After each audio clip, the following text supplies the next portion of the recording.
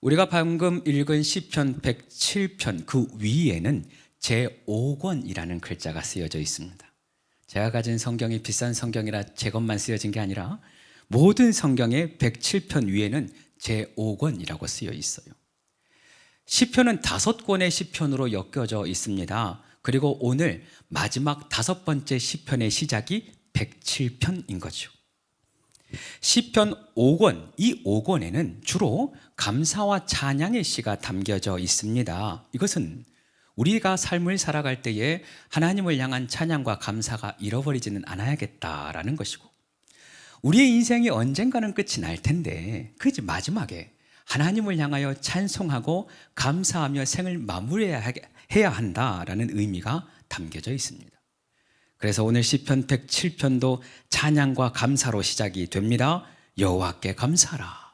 그는 선하시며 그 인자하심이 영원함이로다 라고 시작이 됩니다. 이렇게 시작된 107편은 하나님의 다양한 구속 사역을 우리에게 보여주고 있습니다. 광야 사막길에서 줄이고 목마른 영혼들을 구원하신 하나님을 찬양하라. 흑암과 사망 속에서 곤고와 쇠사슬 속에서 구원하신 하나님을 찬양하라. 죄악의 길에서 사망의 문에서 건져내신 하나님을 찬양하라. 이렇게 다양한 하나님의 구속 사역을 찬양하면서 오늘 본문이 시작되는 것입니다. 무대의 장면은 깊은 바다, 큰 바다입니다. 그 바다 위에 배 한 척 떠가는데 갑자기 풍랑이 일어나는 거예요. 그 풍랑이 얼마나 컸던지 배가 하늘 높이 솟았다가 땅으로 푹 꺼집니다. 바다에 잔뼈가 굵었던 그 어부들도, 뱃사람들도 그 풍랑에 어찌할 바를 모르고 이리 구르고 저리 구르고 정신을 차리지 못하는 상황이 오늘의 상황입니다. 무엇을 의미할까요? 우리 인생에도 이렇게 손쓸 수 없는 광풍을 만날 때가 있다는 것입니다.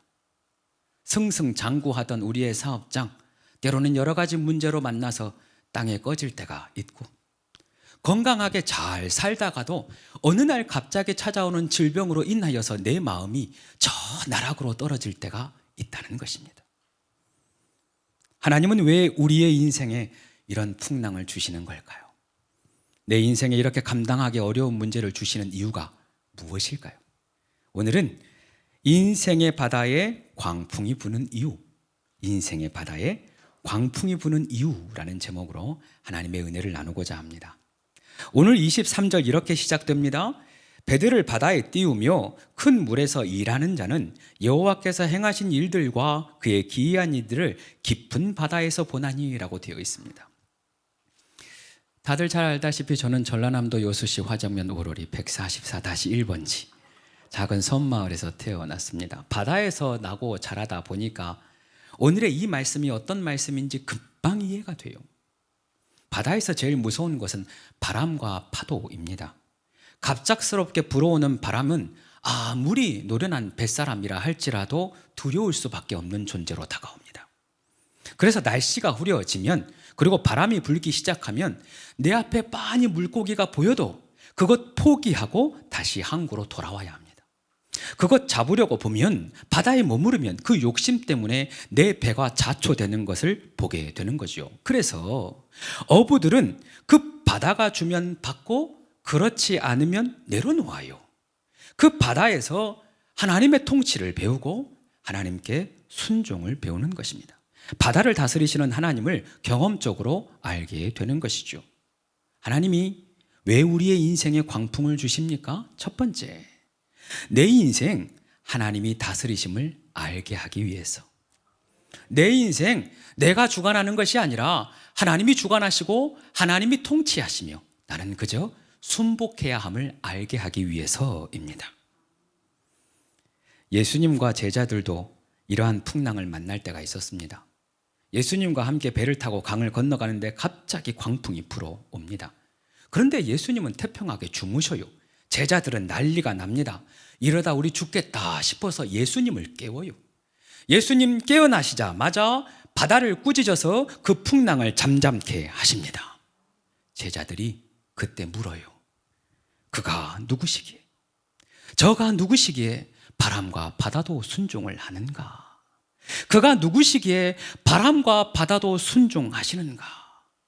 제자들은 이렇게 풍랑을 만나고 나서야 예수님이 누구신지 궁금해합니다.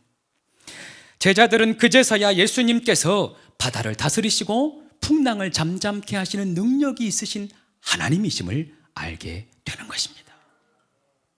2주 전 위 목사님께서 설교 말씀 가운데 그러시더라고요. 듣는다고 다 듣는 게 아니다. 안다고 다 아는 게 아니다. 아는 깊이가 다르대요. 그렇지요.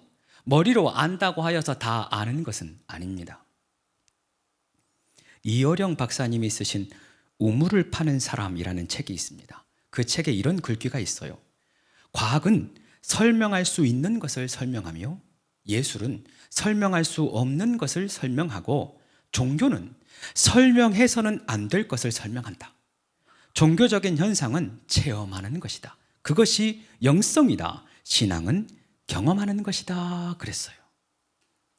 우리도 하나님이 나의 피난처시고 힘이시고 환난 날에 만날 도움이심을 다 알아요. 머리로는 다 압니다. 그러나 막상 내 삶 가운데 풍랑이 다가오면 그 아는 것이 다 사라져요.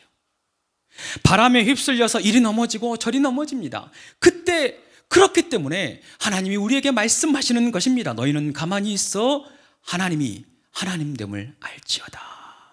내가 하나님됨을 알지어다. 모세와 이스라엘 백성들은 출애굽한 이후 홍해의 위기를 만났을 때 하나님이 바다를 가르시고 운행하시는 전능하신 하나님이심을 알게 됐어요. 광야 한복판에서 쓴물을 만났을 때 그때서야 비로소 여호와 라파, 하나님이 치유하시는구나 라는 것을 알게 되었고, 아말렉과의 전쟁 가운데 위기에 놓여 있을 때 그제서야 비로소 하나님의 승리, 여호와의 느시, 하나님께 승리가 있구나 라는 것을 알게 되는 것입니다. 우리도 마찬가지입니다. 인생의 풍랑을 만났습니까? 바로 그때 풍랑을 잠잠케 하시는 하나님을 만나게 될 줄 믿습니다. 인생의 쓴물을 만났습니까? 치유하시는 하나님을 만나게 될 줄로 믿습니다. 영적인 공격, 전쟁 가운데 있으십니까? 사랑하는 여러분, 그곳에서 전쟁에 능하신 하나님, 승리케 하시는 하나님을 만나게 될 줄 믿습니다. 한 걸음 더 나아가서 우리는 이어지는 28절에 주목할 필요가 있습니다. 28절 그 시작이 이해라는 단어로 시작이 됩니다. 이해, 그들이 그들의 고통 때문에 여호와께 부르짖음에 그가 그들의 고통에서 그들을 인도하여 내시고 라고 쓰여 있어요. 여기 이해라고 하는 접속사는 와우라고 하는 접속사인데 앞에 있는 사건과 다음에 있는 사건을 연결합니다. 다시 말하면 그 광풍 때문에 그들이 여호와께 부르짖었다, 그 의미예요. 인생의 광풍이 주는 두 번째 이유, 하나님께 기도하기 위해서, 하나님께 부르짖기 위해서입니다. 오늘 시편 107편을 가만히 살펴보면 이에 하나님께 부르짖었다라고 하는 이 문장이 계속해서 발견됩니다. 6절, 이에 그들이 근심 중에 여호와께 부르짖음에, 그리고 조금 내려가서 13절, 이에 그들이 그 환난 중에 여호와께 부르짖음에, 19절, 이에 그들이 그들의 고통 때문에 여호와께 부르짖음에, 그리고 방금 28절까지 무려 똑같은 문장이 4번이나 반복되어서 사용되고 있습니다. 무엇을 의미할까요? 문제의 제목은 달라도 결론은 기도라는 것입니다. 인생의 풍랑의 모습은 다 달라도 결론은 기도라는 것입니다. 가정의 문제, 결론은 기도다. 직장의 문제, 결론은 기도다. 내 자녀의 문제, 결론은 기도다. 인생의 모든 문제, 그 제목은 달라도 이 일을 통하여서 하나님이 우리 가운데 궁극적으로 원하시는 목표는 우리로 하여금 기도하게 하시려고, 부르짖게 하기 위함이다라는 것입니다. 헨리 나우엔의 책 영성 수업에는 끊임없는 기도를 위한 3가지 단계라고 하는 것이 소개되어집니다. 그 첫 번째 단계가 우리의 필요를 통하여서 하나님께 부르짖는 단계다라고 쓰여 있어요. 이 하나님께 부르짖는 기도를 통하여서 그 기도가 발전되어 하나님과 대화도 나누고 듣게 되어지고 끊임없는 기도로 발전된다라는 것입니다. 모든 기도의 시작은 부르짖는 기도, 부르짖음에서부터 시작이 됩니다. 한편 이 부르짖었다라고 하는 단어는 원어로 보면 와이츠아쿠라고 되어 있어요. 이 단어가 부르짖었다, 미완료형으로 쓰여 있습니다. 이것은 미완료적인 부르짖음, 즉 지속적이고 계속적인 부르짖음을 의미해요. 풍랑으로 인해 부르짖는 우리의 기도 단번에 끝나는 것이 아니라 하나님의 역사를 볼 때까지 계속해서 지속적으로 하나님께 부르짖어야 한다라는 것입니다. 얼마 전 우연히 한근영 사모님이 쓴 나는 기도하기로 했다라는 책을 보았어요. 나는 기도하기로 했다. 이 책에는 이 사모님의 삶에서 큰 문제를 만났을 때, 특별히 목사님께서 갑작스러운 질병으로 인해서 큰 어려움 당하였을 때 어떻게 그 문제를 풀어갔는지 그 기도의 과정들을 자세히 써갔습니다. 사모님이 그 책의 앞부분에 이렇게 써 놓았더라고요. 한번 들어보십시오. 지하 10층 어딘가로 떨어져 낙상한 사람이 지상으로 돌아오기 위해 해야 할 일은 무엇일까요? 답은 하나입니다. 지하 세계의 길을 훤히 아시는 온 세상의 주인 되시는 분께 도와달라고 끊임없이 소리치는 일입니다. 도와달라고 끊임없이 소리치는 일입니다. 그렇습니다. 우리도 마찬가지입니다. 답은 하나예요. 무슨 일을 만나든지 끊임없이 기도하는 것, 그것이 답입니다. 어떤 상황을 만나든지 이 문제가 해결됨을 볼 때까지 하나님께 끊임없이 부르짖는 것, 그것이 답입니다. 그래서 성경은 우리에게 약속합니다. 너는 내게 부르짖으라. 내가 내게 응답하겠고 내가 알지 못하는 크고 비밀한 일을 내게 보이리라. 오늘 성경도 마찬가지입니다. 우리에게 부르짖을 때 어떤 일이 일어나는가? 28절 중반부부터 이렇게 쓰여져 있습니다. 여호와께 부르짖으매 그가 그들의 고통에서 그들을 인도하여 내시고 광풍을 고요하게 하사 물결도 잔잔하게 하시는도다. 그들이 평안함으로 말미암아 기뻐하는 중에 여호와께서 그들이 바라는 항구로 인도하시는도다. 할렐루야.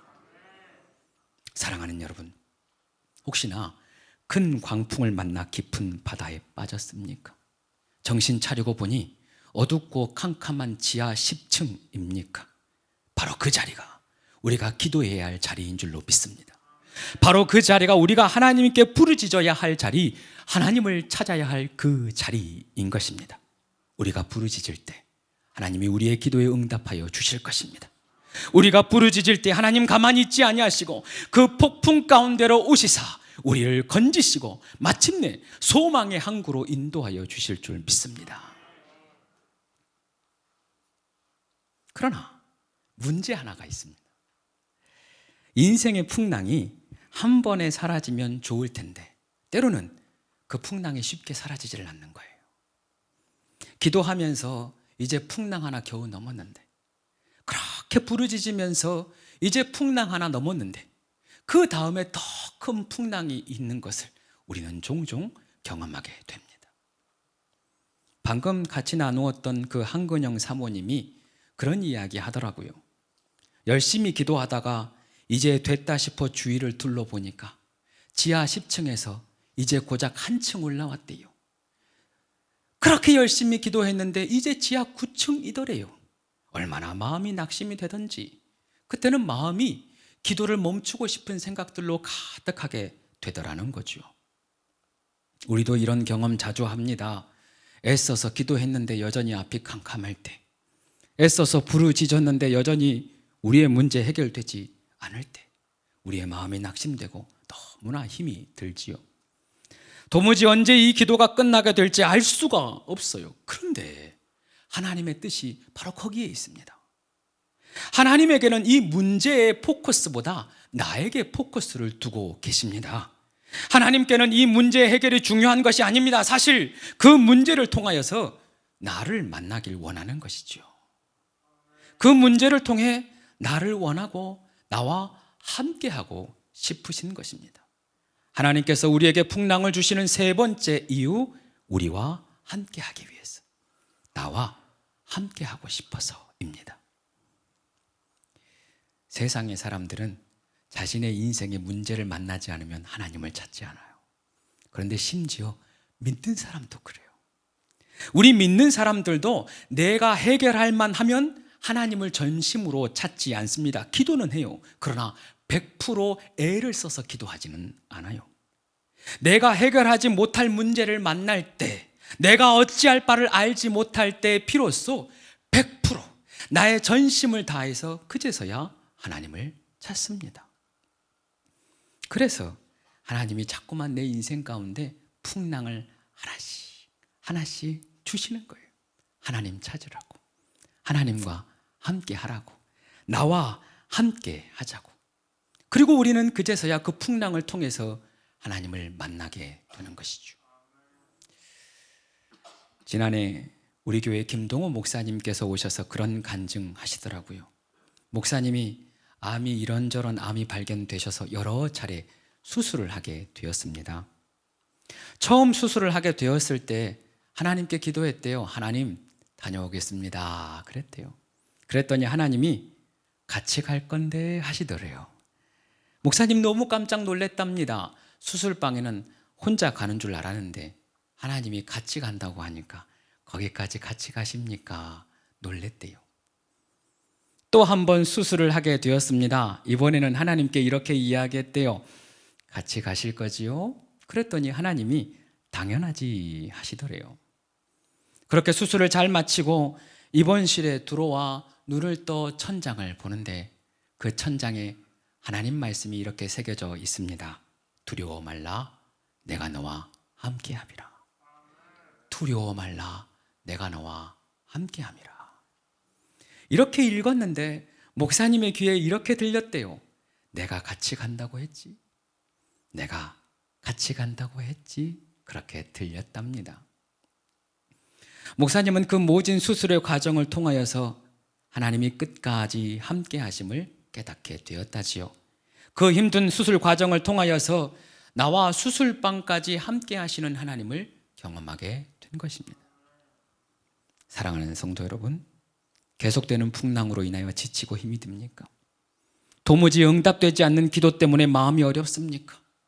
지하 10층 어떻게든 간에 벗어나 보려고 애써서 기도했는데 여전히 지하 9층이라고 하나님 앞에 원망이 나옵니까?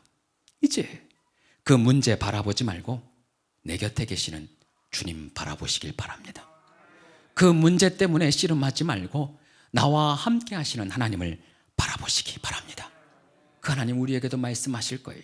내가 너와 함께 할 거다. 두려워하지 말아라. 내가 같이 간다고 했지? 내가 함께 한다고 했지? 걱정 말아라. 두려워 말아라. 우리에게 말씀하실 것입니다. 한 가지 이야기로 설교를 마치려 합니다. 브라운 아이즈 소울이라고 하는 대중가요 가수 그룹이 있습니다. 방금 제가 발음이 너무 좋아서 저도 깜짝 놀랐어요.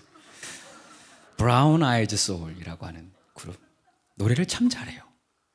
그 앨범이 하나씩 나올 때마다 CCM을, 복음성가를 하나씩 넣는데 한 앨범에 폭풍 속의 주라고 하는 찬양이 담겨져 있더라고요.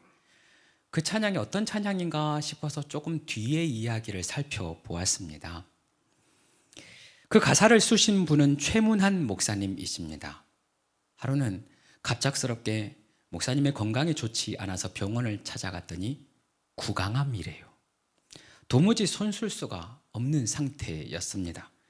얼마 지나지 않아서 건강한 모습은 온데간데 없이 뼈만 앙상하게 남게 됩니다. 그 목사님이 사역하신 교회에 그 그룹에 속해 있던 정엽이라는 가수가 함께 다녔대요. 그리고 목사님에게 마지막 임종 전에 그 찬양 가사를 하나 부탁하게 됩니다. 그렇게 그 목사님이 암과 씨름하면서 한자 자신의 상황을 써내려갑니다. 이렇게 써내려가더라고요. 잔잔하던 내 바다, 거센 바람이 불어와 지친 내 몸을 흔드네. 고요하던 내 마음은 쓸쓸한 밤 홀로 헤매이고 거센 파도 나를 덮쳐도 오직 주님만 바라봅니다. 내 모든 것 아시는 주님, 모든 짐을 주께 맡깁니다. 이끄소서 만왕의 주, 날 붙드소서 전능의 주요. 잡으소서 생명의 주, 날 건지소서 폭풍 거치고 비추리라. 이 가사를 써서 넘겨주고 그 팀이 이 가사에 곡을 붙여서 드디어 폭풍 속의 주라는 찬양과 앨범이 나옵니다. 그 앨범이 나온 다음 날 목사님은 중환자실에서 이 찬양을 들어요. 그리고 그 찬양을 듣고 그 다음 날 그토록 소원하였던 주님의 품에 안깁니다. 이 찬양을 듣고 너무 감사하다고 그렇게 고백한 이후에 그토록 소망했던 아버지 품에 안깁니다. 사랑하는 여러분, 우리의 인생에도 잔잔한 바다 그 가운데 폭풍을 만날 때가 분명히 있습니다. 그 폭풍으로 인하여서 이리 쓰러지고 저리 넘어질 때가 분명히 있습니다. 그때 잠잠히 주님 바라보시길 바랍니다. 그때 모든 짐 주님께 맡기고 폭풍 속에서 주님을 만나시기를 축복합니다. 하나님, 나를 붙들어 주세요. 하나님, 나를 도와주세요. 하나님, 나를 건져주세요. 그렇게 부르짖고 기도할 때 하나님이 내 손을 붙잡아 그 바다에서 건져 주실 것입니다. 비록 풍랑은 여전할지 모르나 내 마음은 평안과 기쁨이 가득하게 될 것입니다. 마침내 우리를 인도하여 주셔서 그토록 바라던 희망의 항구, 그토록 바라던 소망의 항구, 그토록 바라던 내 소원의 항구에 우리 주님이 인도하여 주실 줄 믿습니다. 같이 기도합시다. 하나님, 우리의 인생에 때로는 풍랑을 허락하셔서 하나님 만나게 하심에 감사를 드립니다. 그 풍랑 아니면 어떻게 우리가 주님을 붙들겠습니까? 그 풍랑 아니면 어떻게 내가 전심으로 주님께 기도하겠습니까? 나를 만나시기 위하여서 나로 하여금 기도하게 하시려 그 인생의 풍랑을 주신 줄 믿습니다. 그러니 낙심하지 않고 주님 바라보겠습니다. 주님을 의지하겠습니다. 폭풍 속에서 나와 함께 하시는 하나님을 보고 그 풍랑 가운데서 나를 건지시는 하나님을 경험하게 하여 주시옵소서. 그니 주님을 붙들 때, 그 주님을 부르짖을 때 마침내 풍랑은 잠잠케 되어지고 평안과 기쁨 가운데 그토록 소원하던 그 항구에 주님이 인도하여 주실 줄로 믿습니다. 폭풍 속에서 우리를 붙들어 주시옵소서. 예수님 이름으로 기도드립니다. 아멘.